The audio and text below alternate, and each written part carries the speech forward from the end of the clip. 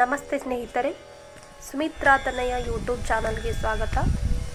ನಾನು ಇವತ್ತು ನಿಮಗೆ ಅಮರಗೋಳದ ಬನಶಂಕರಿ ದೇವಾಲಯದ ಬಗ್ಗೆ ಮಾಹಿತಿಯನ್ನು ನೀಡುತ್ತಿದ್ದೇನೆ. ದಯವಿಟ್ಟು ನಮ್ಮ ಚಾನಲನ್ನು ಸಬ್ಸ್ಕ್ರೈಬ್ ಮಾಡಿ, ಲೈಕ್ ಮಾಡಿ, ಶೇರ್ ಮಾಡಿ ಹಾಗೂ ಕಮೆಂಟ್ ಮಾಡಿ.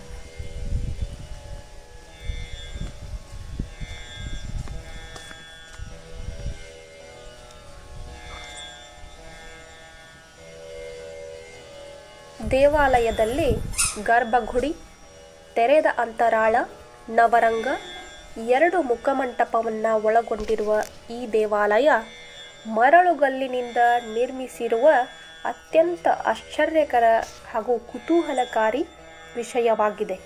ಇಲ್ಲಿನ ಬನಶಂಕರಿ ದೇವಿಗೆ ನಿತ್ಯ ಪೂಜೆಯನ್ನು ಮಾಡ್ತಾ ಇದ್ದು, ಶುಕ್ರವಾರ ಹಾಗೂ ಮಂಗಳವಾರ ವಿಶೇಷ ಪೂಜೆಯನ್ನು ಸಲ್ಲಿಸಲಾಗುತ್ತದೆ.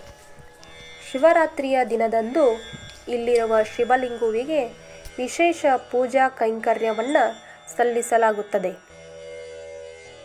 ಇಲ್ಲಿನ 4 ಕಲಾತ್ಮಕ ಕಂಬಗಳು ನೋಡಲು ಬಹು ಸುಂದರವಾಗಿವೆ. ಕಂಬಗಳ ಮೇಲೆ ವಿವಿಧ ರೀತಿಯ ತೋರಣಗಳನ್ನು ಹಾಗೂ ಮಧ್ಯಭಾಗಗಳಲ್ಲಿ ಕಲಾಕುಸುರಿಯನ್ನು ಕೆತ್ತನೆ ಮಾಡಲಾಗಿದೆ. ಕಂಬಗಳ ಕೆಳಭಾಗದ ಮೇಲೆ ಪ್ರಭಾವಳಿಗಳನ್ನು ಕೆತ್ತನೆ ಮಾಡಲಾಗಿದೆ.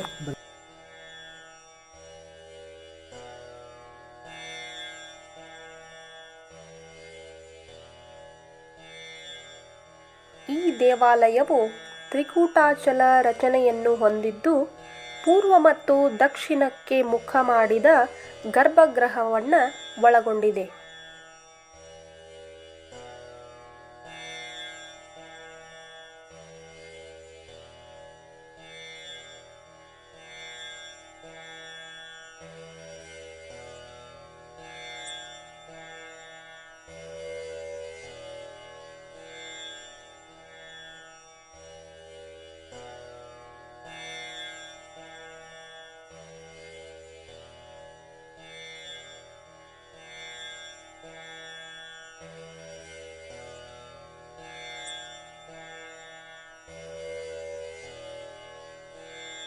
ಲಲಾಟಾಬಿಂಬಗಳಲ್ಲಿ ಗಜಲಕ್ಷ್ಮಿಯ ಉಬ್ಬು ಶಿಲ್ಪಗಳಿದ್ದು, ಮೇಲಿನ ಶಿಲಾಫಲಕದಲ್ಲಿ 5 ಮಂಟಪಗಳ ಸೂಕ್ಷ್ಮ ರಚನೆಗಳಿವೆ.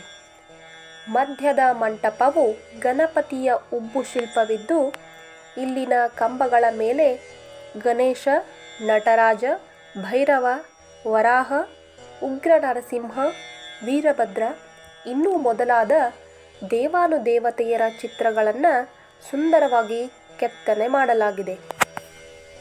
ಬನಶಂಕರಿ ದೇವಾಲಯವು ಕಲ್ಯಾಣಿ ಚಾಲುಕ್ಯರ ಆಡಳಿತಾವಧಿಯಲ್ಲಿ ನಿರ್ಮಿತವಾದ ಈ ದೇವಾಲಯ ಸುಮಾರು 11 ಅಥವಾ 12ನೇ ಶತಮಾನದಲ್ಲಿ ನಿರ್ಮಿಸಿರುವ ಈ ದೇವಾಲಯ ಸೌದುರೆ ಜಕ್ಕರಸನೆಂಬ ದೊರೆಯು 1120ರಲ್ಲಿ ನಿರ್ಮಿಸಿದನೆಂದು ಇಲ್ಲಿನ ಶಾಸನಗಳಲ್ಲಿ ಉಲ್ಲೇಖಿಸಲಾಗಿದೆ.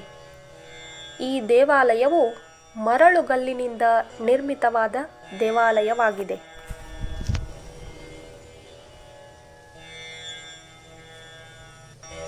ಈ ದೇವಾಲಯದ ಸಮಯ ಬೆಳಿಗ್ಗೆ 6ರಿಂದ ಸಂಜೆ 6ರವರೆಗೆ ದರ್ಶನವನ್ನು ಪಡೆಯಬಹುದಾಗಿದೆ.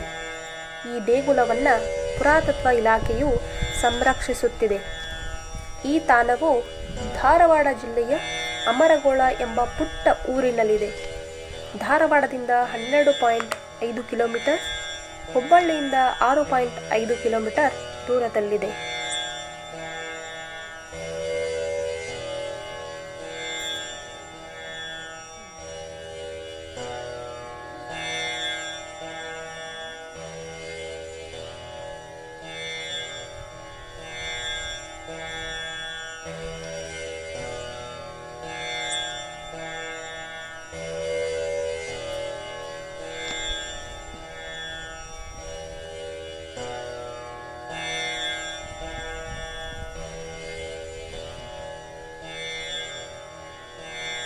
ಈ ಮಾಹಿತಿ ನಿಮಗೆ ಇಷ್ಟವಾದಲ್ಲಿ ದಯವಿಟ್ಟು ನಮ್ಮ ಚಾನಲನ್ನು ಸಬ್ಸ್ಕ್ರೈಬ್ ಮಾಡಿ, ಲೈಕ್ ಮಾಡಿ, ಶೇರ್ ಮಾಡಿ ಹಾಗೂ ಕಮೆಂಟ್ ಮಾಡಿ.